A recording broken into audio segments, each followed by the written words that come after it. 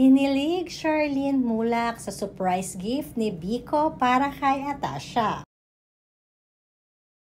Ngayon pa lang ay madami na nga ang kinikilig sa napapabalitang panliligaw ni Vico Soto sa model and TV host na si Atasha Mulak.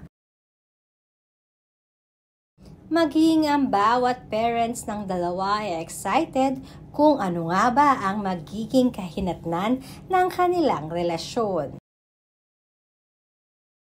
Ayon sa aming napag-alaman, ay umuumang na nga itong si Vico Soto sa pagpaparamdam kay Atasha Mulak ng kanyang panliligaw.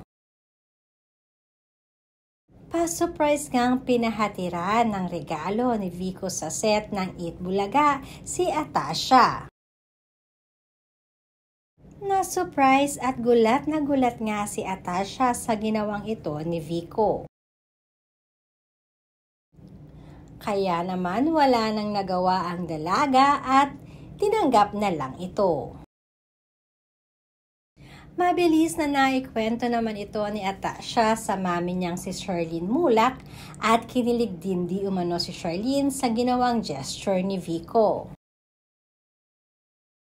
Sinasabing okay naman para kay Sherlyn kung sakali ngang matutuloy ang panliligaw ni Vico kay Atasha dahil nasa right age naman na silang dalawa.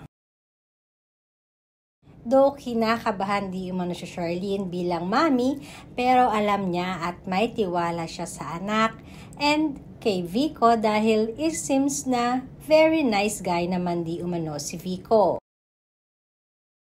Isa pa ay kilala naman di umano nila si Bossing dahil matagal na rin silang magkakaibigan.